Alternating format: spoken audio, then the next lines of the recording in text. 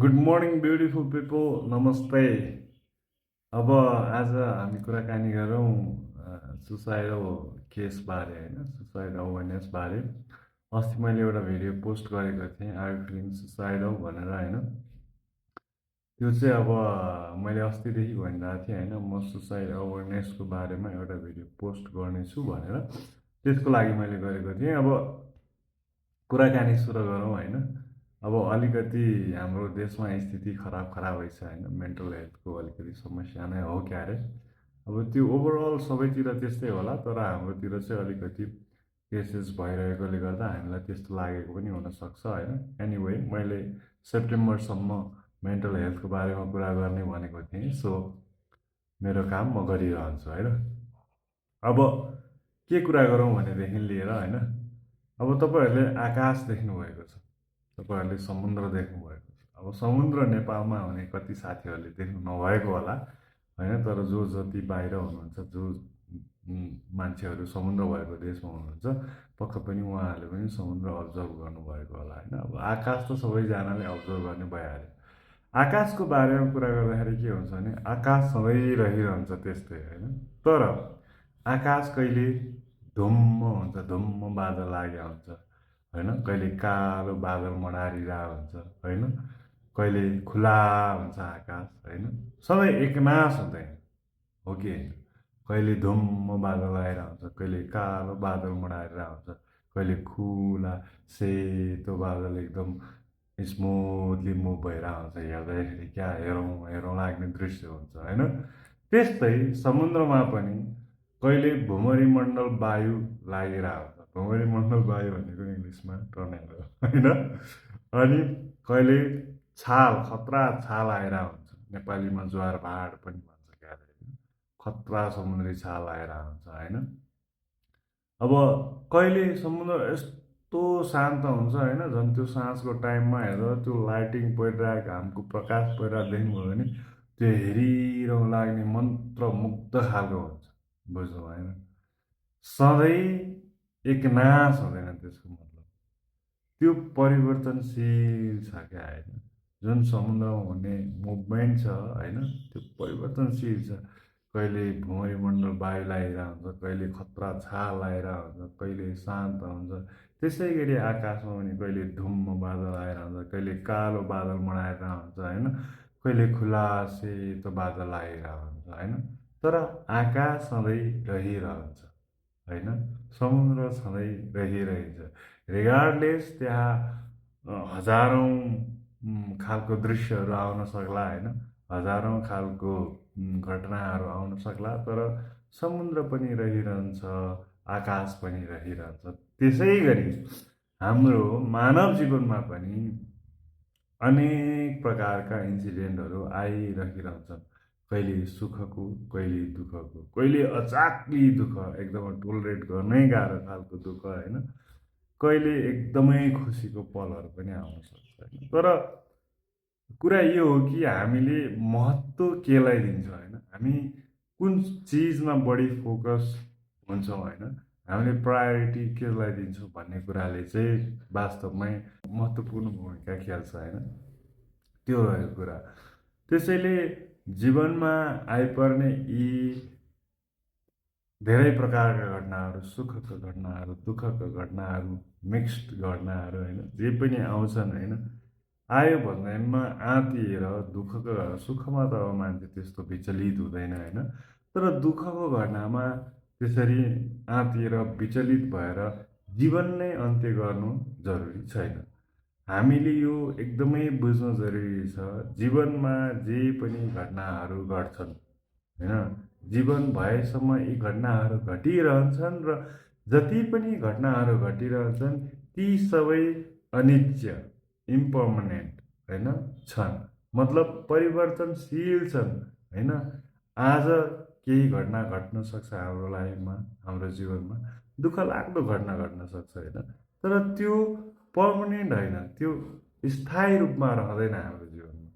त्यो आउँछ, केही समय रहन्छ, त्यसले केही समय हाम्रो जीवनमा बर्बादी मचाउला, हङ्गामा मचाउला, तहल्का मचाउला, अनेकन रूपमा त्यसले डामाडोल गरिराखेको हुनसक्छ, तर त्यो पर्मनेन्ट भने होइन। हामीले यो बुझ्नु जरुरी छ, जीवनमा जति पनि कुराहरू हुन्छन् होइन, हाम्रो कर्मको कारण होइन, इन्डाइरेक्टली डाइरेक्टली जुन पनि कुराहरू भइरहेको हुन्छ हाम्रो कर्मको कारण, यी सबै कुराहरू अस्थायी हुन्, परिवर्तनशील छन्। It is always an becoming process. यो जसरी उत्पन्न हुन्छ त्यसरी नै नष्ट भएर जान्छ। होला केही समय हाम्रो जीवनमा रहला, केही समय अघि मैले भने जस्तै यसले ताण्डव मचाउला, तर तपाईँले यसलाई त्यो केही समय आफ्नो जीवनमा ताण्डव भइरहँदाखेरि सम्पूर्ण जीवन मान्नु, यो त मेरो जीवन रहेछ, यसले त मेरो जीवन बर्बादै गर्यो, मेरो त जीवन सधैँ यस्तै रहिरह्यो भनेर गलत रूपमा बुझ्नु, यसलाई पर्मनेन्टली आफ्नो जीवन मान्नु चाहिँ हाम्रो गलत बुझाइ हो होइन।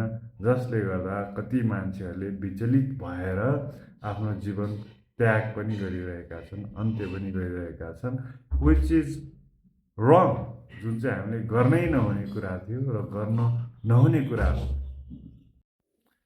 यसरी जीवनमा घट्ने घटनाहरू अस्थायी हो भनेर बुझ्नु जरुरी छ होइन। यो परिवर्तनशील छ, इम्पर्मानेन्ट छ होइन भनेर बुझ्नु जरुरी छ। र जीवनमा हामीले जे पनि भोगिरहेका हुन्छौँ, जुन पनि घटना हामीले बेहोरिरहेका हुन्छौँ, त्यो चाहिँ हामीले भोगिरहेको, हामीले अनुभव गरेको कुरा हो, त्यो हाम्रो सम्पूर्ण जीवन होइन। हामी यो भ्रममा पर्छौँ कि मेरो जीवन नै यस्तो, मेरो सम्पूर्ण जीवन नै यस्तो दुःखमय छ, मैले त कहिले सुख पाइनँ होइन, मेरो जीवन यसरी नै बित्ने भयो भनेर हामी भ्रममा रहन्छौँ। त्यो भ्रमबाट पनि बाहिर आउन त्यत्तिकै जरुरी छ। त्यो हाम्रो सम्पूर्ण जीवन नभएर त्यो हामीले जीवनमा कुनै एउटा पर्टिकुलर टाइममा अनुभव गरेको इन्सिडेन्ट हो, अनुभव गरेको भावना हो होइन, अनुभव गरेको समय हो। त्यो समय सधैँ एकनाश रहँदैन र त्यो समय सधैँ त्यस्तै रहिरहँदैन। त्यो हामीले बुझ्न एकदमै जरुरी कुरा हो। तर हामी यो भ्रममा रहन्छौँ कि मेरो जीवनमा सधैँ यो अप्ठ्यारो परिस्थितिहरू रहिरहन्छ, मेरो जीवन नै यो दुःख हो भनेर बुझ्छौँ र त्यो गलत बुझाइले गर्दा कति मान्छेहरू विचलित भएर आफ्नो जीवन त्यागिरहेको हुन्छ। त्यो एकदमै गलत कुरा हो, त्यो गर्न हुँदैन होइन। जीवन सुख र दुःखको मेल हो होइन। जीवनमा सुख पनि पर्मनेन्ट छैन, दुःख पनि पर्मनेन्ट छैन होइन। यो जसरी आउँछ, जीवनमा आइपर्ने कुराहरू जसरी आउँछ, जसरी उत्पन्न हुन्छ, त्यसरी नै नष्ट भएर जान्छ। केही समय रहन्छ हाम्रो जीवनमा, त्यो पक्कै पनि, त्यसमा कुनै दुई मत रहेन र यसले एउटा इम्प्याक्ट पार्छ नै होइन।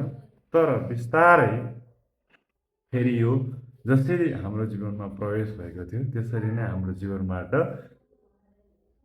बहिष्कार हुन्छ होइन, त्यसरी नै हाम्रो जीवनबाट जाने हुन्छ। त्यसैले हामीले दुःखको समयमा आँतिएर विचलित भएर जीवन सम्बन्धी कुनै पनि महत्त्वपूर्ण निर्णय लिन हुँदैन। यो एकदमै गलत समय हो निर्णय लिनका लागि। जब तपाईँ एकदमै विचलित भएको हुनुहुन्छ, त्यो समयमा झुकेर पनि कहिले पनि केही पनि निर्णय नलिनुहोला होइन। त्यस्तै जब तपाईँ एकदमै खुसी हुनुहुन्छ, खुसी हुँदा पनि कसैलाई केही पनि वाचा नगरिदिनु होला होइन।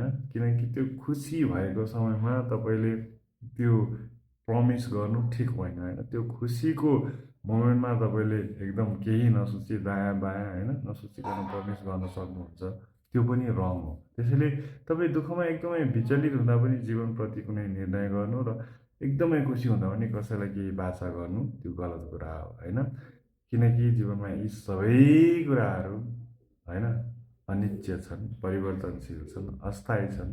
यो जसरी आउँछ त्यसरी नै जान्छ, जसरी उत्पन्न हुन्छ त्यसरी नै नष्ट हुन्छ होइन। केही समय जीवनमा रहला, केही समय जीवनमा यसले एउटा इम्प्याक्ट पार्ला होइन, तर यो अन्तमा नष्ट भएर जान्छ नै। त्यसैले जीवनमा घटेको कुनै पनि एउटा इन्सिडेन्टलाई मेरो यो सम्पूर्ण जीवन हो, मेरो जीवन नै यस्तो हो भनेर कन्सिडर गरेर आफ्नो जीवन त्याग गर्ने काम, जीवन अन्त्य गर्ने काम नगर्नु होला।